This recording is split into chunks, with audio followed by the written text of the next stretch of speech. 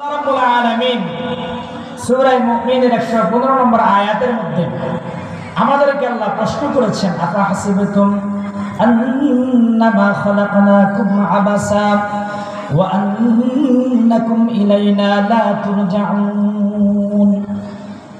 আল্লাহ রাব্বুল আলামিন আমাদেরকে প্রশ্ন করে, ও আমার বান্দারা, তোমরা কি মনে করো আমি তোমাদেরকে এই পৃথিবীর মধ্যে এমনি এমনি সৃষ্টি করেছি? তোমাদের কি ধারণা তোমরা এই পৃথিবীর মধ্যে চিরঞ্জীব হবে, চিরস্থায়ী কাল তোমরা এখানে থাকবে? এটা কি তোমাদের ধারণা?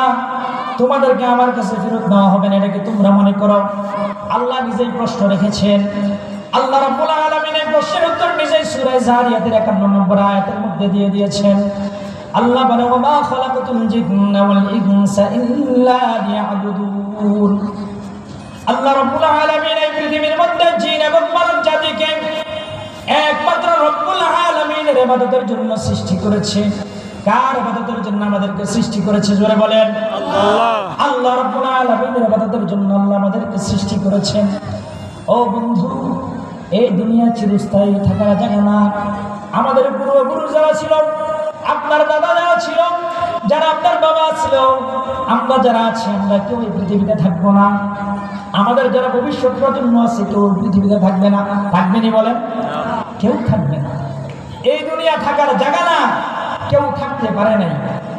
কারো অর্থ, কারো বৃত্ত, কারো ক্ষমতা, কারো ধন, কারো দৌলত, কোনো কিছুই কাউকে এই পৃথিবীর মধ্যে আটকায় রাখতে পারে? কেউ থাকতে পারে নাই। আমিও থাকতে পারবো না, আপনারাও থাকতে পারবেন না। আল্লাহ রাব্বুল আলামিন আমাদেরকে সামান্য হায়াত দিয়ে পৃথিবীর মধ্যে সৃষ্টি করেছেন, অল্প সময়ের হায়াত। এই হায়াতের মধ্যে আল্লাহ রাব্বুল আলামিনের একটা উদ্দেশ্য আছে, একটা মাকসাদ আছে। আল্লাহ আমাদেরকে একটা মাকসাদ দিয়ে, উদ্দেশ্য নিয়ে এই পৃথিবীর মধ্যে সৃষ্টি করেছেন। সেটা হলো আল্লাহ রাব্বুল আলামিনের গোলামি করা। কার গোলামি করা? আমরা কার গোলাম? আল্লাহর গোলাম। যে ব্যক্তি আল্লাহর যত বড় গোলাম হবে, যার গোলামি একটা যত পরিপূর্ণ হবে, ওই ব্যক্তির আলামে আখিরাত সুন্দর হবে, ওই ব্যক্তির কবর জগৎ সুন্দর হবে, ওই ব্যক্তির পরকাল সুন্দর হবে। আর গোলামি আর যদি সুন্দর না হয়, এই দুনিয়ার হায়াতের জিন্দেগির মধ্যে আপনি যদি নিজেকে আল্লাহর খাঁটি গোলাম হিসেবে প্রতিষ্ঠিত না করতে পারেন, তাহলে আপনি ইচ্ছায় হোক অনিচ্ছায় হোক আপনাকে এই পৃথিবী থেকে চলে যেতে হবে।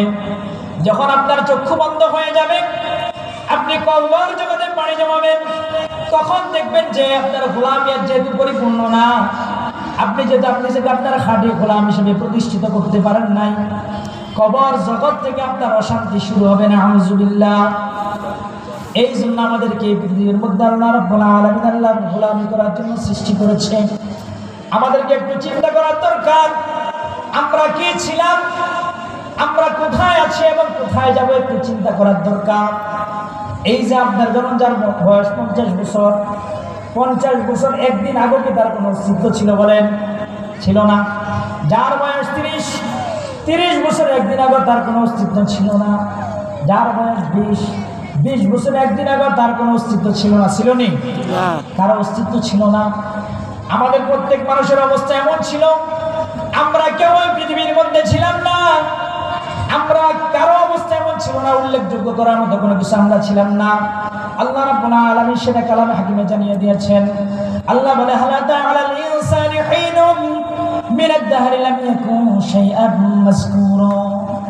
মানুষের উপর এমন একটা কাল, এমন একটা সময় অতিবাহিত হয়েছে, যে কালে মানুষ উল্লেখযোগ্য কোনো বস্তু ছিল না। এরপর আল্লাহ রাব্বুল আলামিন আমাদেরকে মাটির নির্যাস থেকে, এক ফোঁটা নাপাক পানি থেকে, মায়ের রেহেমে, বাবার পেট থেকে, পৃষ্ঠদেশ থেকে মায়ের রেহেমে দিয়া আল্লাহ রাব্বুল আলামিন আমাকে আপনাকে সৃষ্টি করেছে। আমার আপনার অস্তিত্ব হলো এক ফোঁটা নাপাক পানি মাত্র। আমার আপনার মূল, আমার আপনার অস্তিত্ব হলো মাত্র এক ফোঁটা নাপাক পানি। আমার মূল হলো এক ফোঁটা নাপাক পানি, তাহলে আমার আপনার অহংকার কিসে? এই জন্য আমাকে আপনাকে দুনিয়ার মধ্যে আল্লাহর গোলামি করতে হবে, নিজেকে আল্লাহর গোলাম হিসেবে আমাকে পরিচয় দিতে হবে।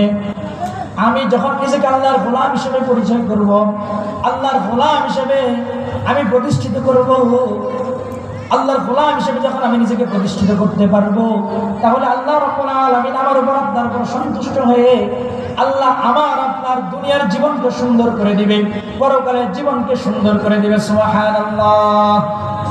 এই জন্য আমরা কার গোলামি করব? আল্লাহ। আল্লাহ রাব্বুল আলামিনের গোলামি আমাদেরকে করতে হবে। আল্লাহর গোলামি যে যত বেশি করবে তার দুনিয়ার জীবন তত সুন্দর হবে। যে যত বেশি আল্লাহর গোলামি করবে তার পরকাল আল্লাহ তত বেশি সুন্দর করবেন। সুবহানাল্লাহ। তবে আমাদের এই গোলামিটা পরিপূর্ণ কিভাবে হবে? এই গোলামিটা আমাদেরকে পরিপূর্ণ করতে হলে আমাদেরকে নিজের জীবনকে, আমাদের যে ইবাদত আছে, আমাদের যে নিজের জীবনের যে সমস্ত অবস্থা আছে, এই অবস্থাগুলোকে রাসূল আরবি সাল্লাল্লাহু আলাইহি ওয়াসাল্লামের নমুনায় সাজাইতে হবে। কার নমুনায় আমাদেরকে সাজাইতে হবে? রাসূল আরবি সাল্লাল্লাহু আলাইহি ওয়াসাল্লামের নমুনায় আমাদের জিন্দেগিকে সাজাইতে হবে। রাসূল যেমন ছিলেন, রাসূলের আদর্শ যেমন ছিল, রাসূলের আদর্শ মোতাবেক আমাদের জীবনকে বাস্তবায়ন করতে হবে। তাহলে আমরা প্রকৃতপক্ষে নিজেকে খাঁটি গোলাম হিসেবে প্রতিষ্ঠিত করতে পারবো। রাসূলকে মহব্বত অনেকেই করেন, কিন্তু মহব্বত নির্দিষ্ট দিন কেন্দ্রিক, মহব্বত নির্দিষ্ট মাস কেন্দ্রিক। মহব্বত শুধু রবিউল আউয়াল মাসে একদিন মিছিল করা মহব্বত শেষ। আসল কি রাসূলকে মহব্বত একদিনের জন্য না সব সময়ের জন্য? বলেন, সব সময়ের জন্য রাসূলকে করতে হবে, মহব্বত করতে হবে। একদিনের জন্য সাধারণ যে মহব্বত, এই মহব্বত যত প্রাণীকুল আছে সকল প্রাণীকুল করে রাসূলকে সাধারণ মহব্বত করে। সুবহানাল্লাহ। পানীয়, আমরা যে পানি পান করি, পানীয় রাসূলকে মহব্বত করে। সুবহানাল্লাহ। আগুনও মহব্বত করে, পাথরও মহব্বত করে, গাছও মহব্বত করে, এইভাবে ছায়াও মহব্বত করে। এই পৃথিবীর মধ্যে যত মাখলুকাত আছে সকল মাখলুকাত তাকে ভালোবাসে, রাসূলকে ভালোবাসে। পানি মহব্বত করে, এর ধ্যান করি। এরপরে যখন আমি কূপের পাশে যাইতাম, কূপ থেকে কখন আমার কষ্ট করে পানি উঠানো লাগতো না। সুবহানাল্লাহ। নবী মুহাম্মদের সম্মানে কূপের পানি উপরে উঠে যেত। সুবহানাল্লাহ। এরপরে আগুন নবী মুহাম্মদ রাসূলুল্লাহ সাল্লাল্লাহু আলাইহি ওয়াসাল্লামকে ভালোবাসে। কিভাবে ভালোবাসে? যখন রাসূলের জন্ম হয়, রাসূলের জন্মের সময় রোম পারস্যের মধ্যে তখন তারা পৃথিবীর সুপার পাওয়ার ছিল। একটা অগ্নিকাণ্ড যুগ যুগ ধরে চলে আসছিল, কেউ বন্ধ করতে পারে নাই। রাসূলের জন্ম উপলক্ষে, রাসূলের জন্মের সম্মানে ওই অগ্নিকুণ্ড নিভে গেছে। সুবহানাল্লাহ। আল্লাহ রাসূলকে গাছে মহব্বত করত, গাছে আল্লাহ রাসূলকে ভালোবাসত। যখন রাসূল সাল্লাল্লাহু আলাইহি ওয়াসাল্লাম রাস্তা দিয়ে হেঁটে যেত, ঘাসগুলা যুগে যুগে আল্লাহ রাসূলকে ছায়া দিত। সুবহানাল্লাহ।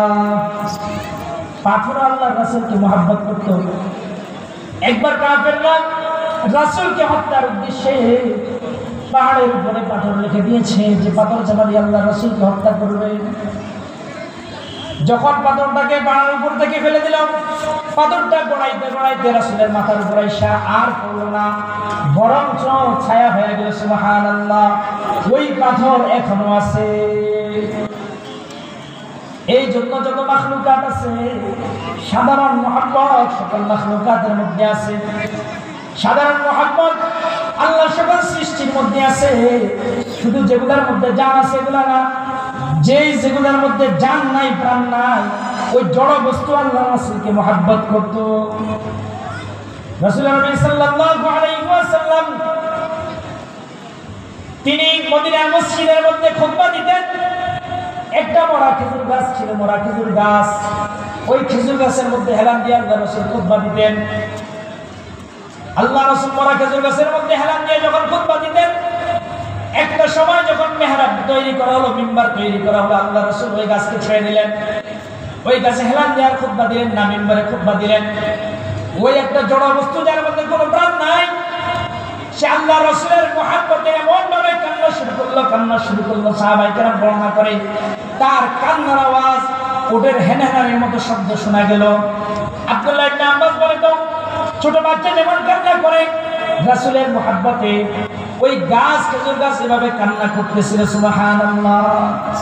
আল্লাহ রাসূল অবস্থা বুঝলেন, তিনি মিম্বর থেকে নামলেন, যে গাছকে জড়ায় ধরলেন আর দোয়া করলেন, হে গাছ তুমি জীবিত থাকবে, কিয়ামত পর্যন্ত থাকবে, তুমি আবার জীবিত হবে, আবার তুমি ফল দিবে।